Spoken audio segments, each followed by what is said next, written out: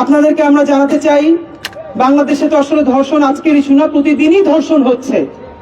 বাংলাদেশের প্রত্যেকটা পরিবারে আমার বোনেরা, আমার শিশুরা, একটা শিশু ছেলে হয়ে ওঠার আগে, একটা শিশু মেয়ে হয়ে ওঠার আগে সে কতবার তার বাবার বন্ধুর মাধ্যমে, পাড়া প্রতিবেশীর মাধ্যমে, চাচাতো ভাই, খালাতো ভাই, কাজিনদের মাধ্যমে কতভাবে সে ধর্ষণের শিকার হয় আমরা কোনোদিন খোঁজ নিয়ে দেখি নাই।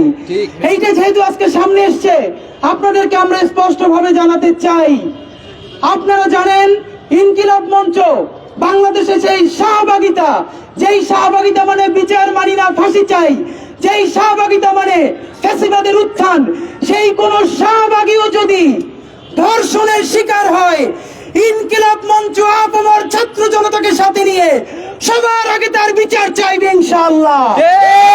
একজনের ধর্ষণের বিচার চাইতে RICL TMX, যুগের পর যুগ স্থাপনা থাকে মজবুত। তাকে হিন্দু হওয়ার দরকার নাই, মুসলমান হওয়ার দরকার নাই, শাহবাগের হওয়ার দরকার নাই, শাপলার হওয়ার দরকার নাই। সে মাজলুম হয়েছে, তাকে ধর্ষণ করা হয়েছে। সুতরাং তাকে যদি কোনো মাদ্রাসার মুহতামিমও ধর্ষণ করে, সেই বদমাইশ মুহতামিমের জিভ টেনে ছিঁড়ে ফেলতে হবে ইনশাআল্লাহ। বাংলাদেশের আপামর সাধারণ জনতা, তৌহিদি জনতা, দেশপ্রেমিক তৌহিদবাদী জনতা কোনদিন কোন অন্যায়কারীকে, কোন ধর্ষককে, কোন নিপীড়ককে প্রশ্রয় দেয় না এবং দিবে না ইনশাআল্লাহ।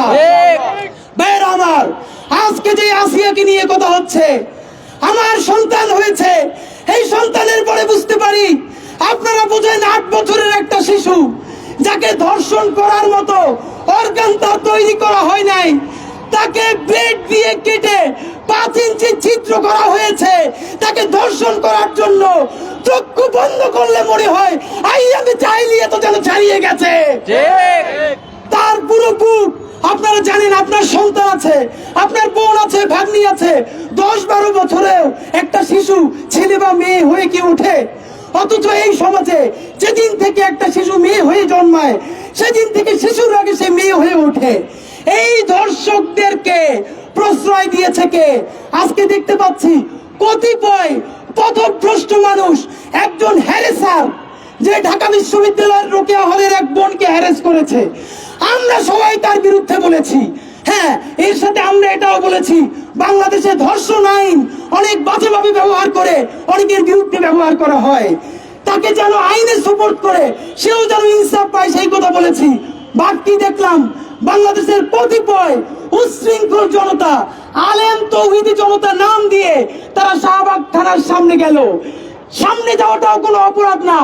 সেই হ্যারেসার যে নিজে স্বীকার করেছে হ্যারেস করেছে, তাকে যখন ছাড়ানো হলো, তার হাতে দেওয়া হলো কোরআন শরীফ, তার মাথায় পরিয়ে দেওয়া হলো পাগড়ি। লজ্জায় মরে যায়, বাইতুল মুকাররমের সামনে বসে মনে চাই যে গলায় ফাঁস দেই। এইরকম আলেম শূন্য, অভিভাবক শূন্য বাংলাদেশ কোনোদিন ছিল না। আপনারা জানেন, যখন একটা যৌন নিপীড়কের হাতে কোরআন শরীফ ধরিয়ে দেওয়া হয়, মাথায় পাগড়ি পরানো হয়, তার সাথে আলেম চেহারার লোকেরা দাঁড়ায়, তখন বাংলাদেশের নারীদের কাছে কি মেসেজ যায়? যে নিপীড়ন করে, ধর্ষণ করে, হ্যারেস করে, সেইগুলো করলেই বুঝি কোরআন শরীফ উপহার পাওয়া যায়, সেইগুলো করলেই বুঝি পাগড়ি মাথায় পাওয়া যায়। আমরা তীব্র নিন্দা জানাই। এই কাজগুলো করেছে তাদের সাথে বাংলাদেশের মূলধারার কোন আলেমদের কোনো সম্পর্ক নাই। তৌহিদপন্থী, দেশপ্রেমিক ছাত্র জনতা, তৌহিদি জনতার সাথে কোনো তাদের সম্পর্ক নাই। একটা কথা আপনাদেরকে বলে দেই, যেমনি এতদিন বলেছি শাহবাগ কারো বাপের জায়গা না। আমাদের নবাবেরা যাদের মুসলিম পরিচয় নিয়ে কোনো হীনমন্যতা ছিল না, এই জমিন তাদের। শাহবাগকে আমরা কাউরে বর্গা দেই নাই। একইভাবে তৌহিদি জনতা হলাম আমরা। কারা? বাংলাদেশের সেই 90% মুসলমান যারা বাংলাদেশে হিন্দু, মুসলিম, বৌদ্ধ, খ্রিস্টান সবাইকে সবার নিরাপত্তার জন্য নিজের বুককে ঢাল বানিয়ে দেয়।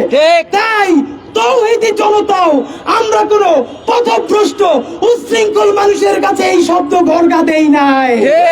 তৌহিদি জনতা হলো বাংলাদেশের দেশপ্রেমিক আপামর জনসাধারণ। আজকে যারা এখানে আছে, আপনাদের কাছে সংক্ষেপে বলতে চাই, সেই তনুর কথা বিচার চাওয়া যাবে না। শুধু আসিয়াই কি একা? আমাদের বন্ধুর 1 মিনিট বিরতি নিচ্ছি কেন?